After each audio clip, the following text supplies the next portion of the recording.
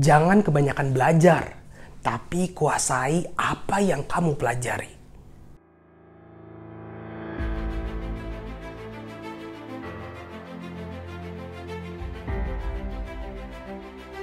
Kadang saya suka heran, ada ya teman-teman yang di luar sana yang ingin berubah, lalu dia belajar gila-gilaan, baca semua e-book, dengerin podcast, terus-terusan nonton video tutorial atau video motivasi. Tapi ujung-ujungnya masih gini-gini aja, masih jadi orang biasa-biasa aja. Sebenarnya bukan itu yang utama adalah makna apa yang ada di dalam buku itu. Ide apa yang mendasari lahirnya e-book itu. Yang ketiga itu adalah apa manfaat video yang kamu sedang tonton sekarang untuk pertumbuhan kamu. Sebenarnya bukan itu yang utama. Kita itu kadang terlalu banyak dihabiskan dengan membaca informasi yang ada di materi atau di e-book atau di apapun, tapi sebenarnya itu tidak relevan dengan kita. Ujung-ujungnya kita malah ketinggalan key point atau poin utama yang sebenarnya itu yang kita perlu. Dari semua informasi yang kita dapat, sebenarnya kita cukup ambil 3 hal saja.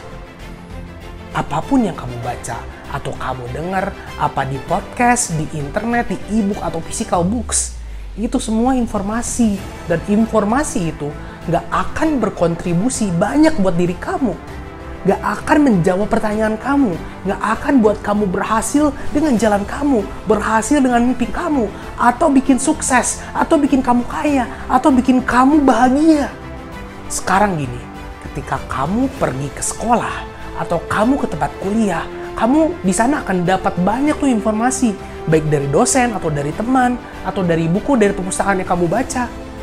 Tapi informasi hanya akan sekedar informasi bila kamu tidak berusaha untuk memahami itu.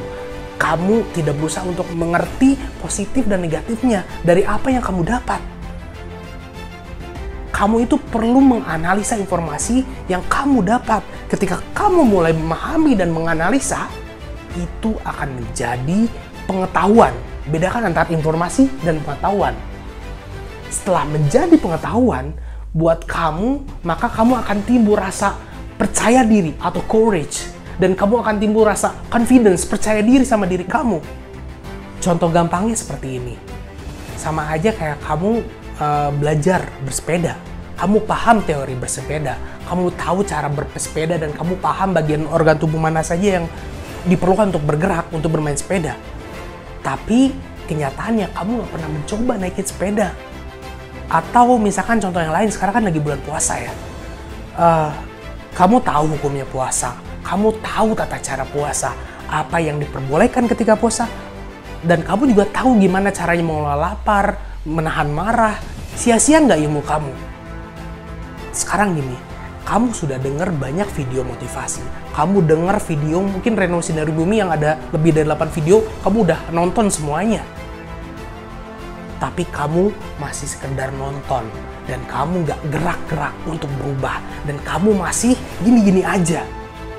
Lebih baik kamu dengar sedikit, baca sedikit, memiliki pemahaman yang sedikit, lalu kamu bertindak daripada kamu hanya sebatas berkicau saja. Dan kalau kamu ngerasa berat, lakukanlah dari hal yang kecil. Contohnya, kalau kamu susah lari pagi, ya setidaknya kamu belajarlah dari sekarang untuk bangun lebih pagi. Kalau kamu rasanya susah untuk diet, ya setidaknya kamu mulai dengan ngurangin makan cemilan lah di setiap harinya. Ketika kamu susah ngerjain skripsi, setidaknya kamu mulai kumpulin bahan dulu lah di internet. Setidaknya kamu berubah, setidaknya kamu bergerak. Keberhasilan besar kamu itu bukan kamu melakukan sesuatu yang besar, tapi dimulai dengan perubahan kecil yang terjadi pada diri kamu. Karena apa? Karena pengalaman yang kamu dapatkan itu jauh lebih bernilai. Buku yang kamu buka sekarang, buku yang kamu baca sekarang, itu hanya sekedar informasi. Dan informasi itu bisa ngubah hidup kamu kalau kamu convert itu, kamu filter itu menjadi pemahaman dan kamu aplikasikan. Dan setelah kamu aplikasikan, kamu akan menjadi benar-benar paham dan itu akan menjadi experience untuk pertumbuhan kamu. menjadi experience atau pengalaman kamu. Setelah kamu lakukan itu berulang-ulang, kamu belajar dari kesalahan,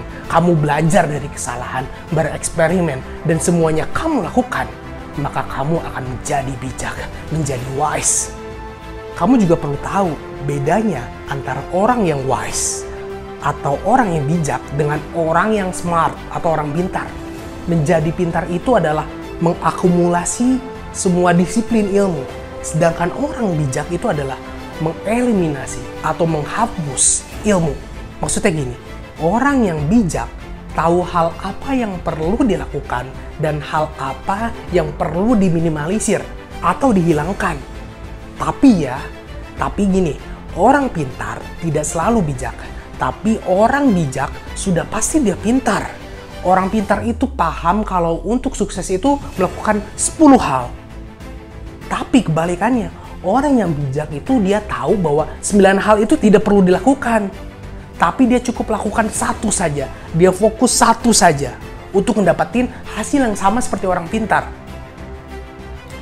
Orang yang wise itu gak akan melakukan 0-100%, tapi dia kunci satu hal yang bisa membuat dia mengantarkan otomatis dapatkan 100%. Itu yang perlu kamu pahami, dan itu yang harus kamu miliki. Sekarang sahabatku, silakan komentar di bawah ya. Bagaimana kamu bisa dapetin wise kamu, bijak kamu, dengan profesi apapun yang kamu pilih, dengan bidang apapun yang kamu pilih. Misal, kamu ingin jadi trader, lalu gimana kamu bisa menjadi trader yang bijak? Misalkan kamu ingin jadi dokter, lalu cara apa yang kamu lakukan untuk jadi dokter yang bijak? Dan kalau kamu ingin menjadi gamer, atau atlet, atau YouTuber, atau engineer, atau painter, atau designer, dan bidang apapun yang kamu pilih, kamu temukan jalan kamu selama nggak cuma baca buku, atau dengar e-book, atau nonton video, maka akhirnya kamu akan bijak dengan bidangmu sendiri.